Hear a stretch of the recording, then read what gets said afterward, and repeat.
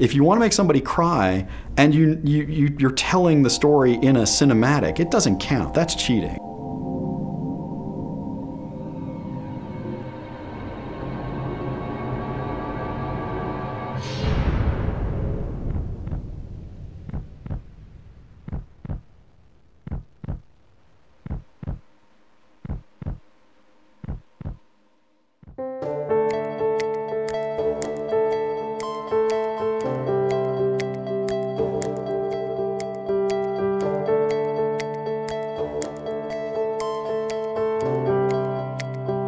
When you're bringing someone to an emotional story,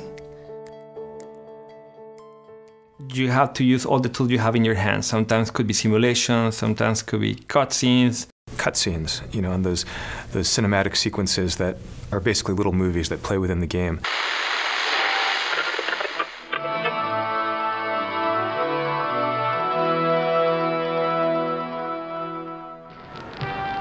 Fellow Terrans, I come to you in the wake of recent events to issue a call to reason.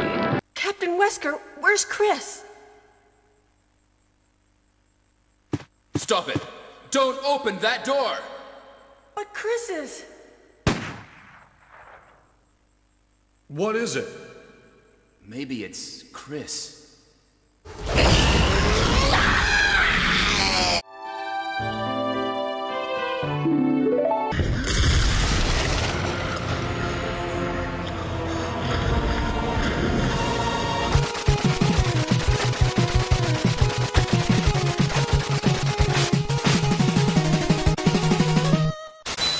And if everything goes okay, I'm sure the Coronel will help you.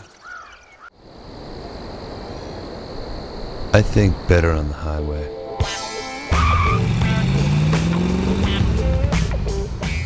Cutscenes become a storytelling mechanism that you can show more and do more that you could never do in the mode that the game is in.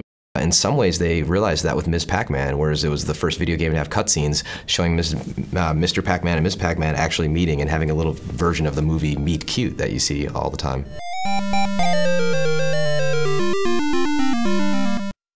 We've always wanted to create that dramatic tension that comes from good storytelling. They fear you more than anything. You ate a lot of people back in your day. I thought we were all supposed to have a fresh start here.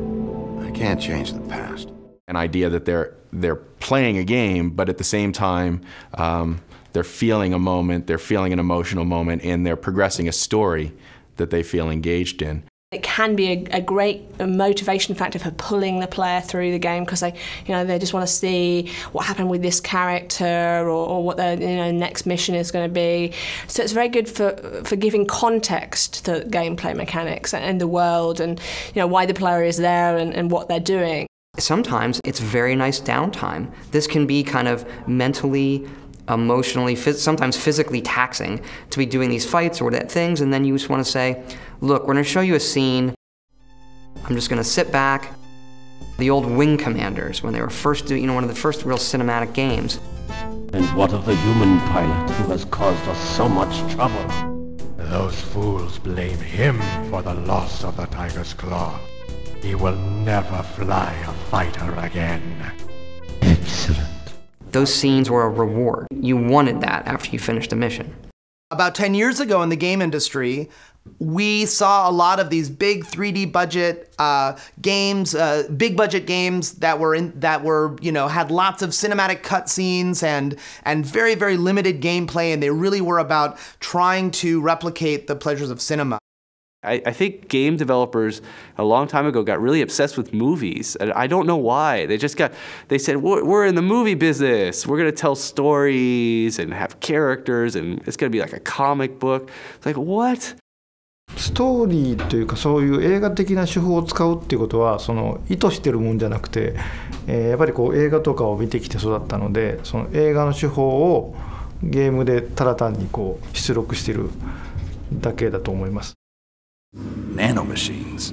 Not just one kind either. There are different types which will replenish the supply of adrenaline, nutrition, and sugar in your bloodstream. Now I don't have to worry about food.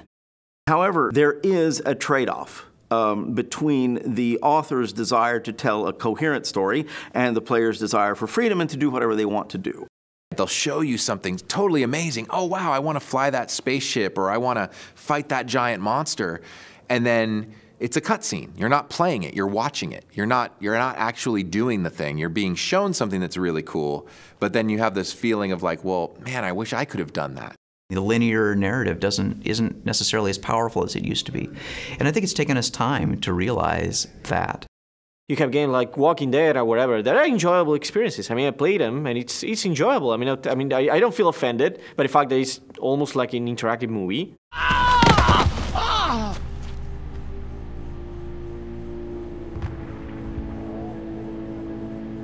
What's wrong with him? It's his heart.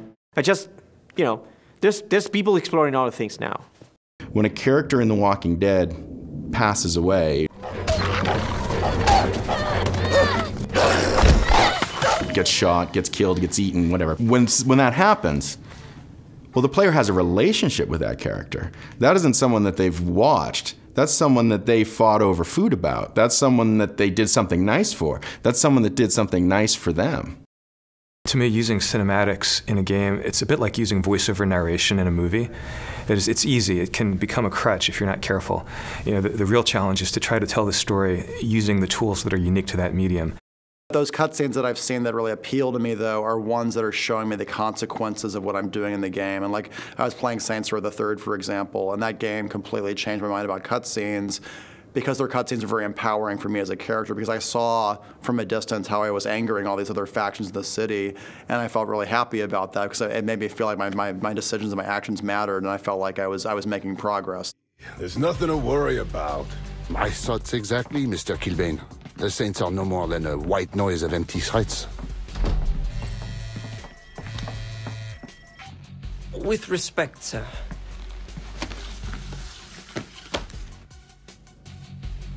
I'd say empty is no longer applicable.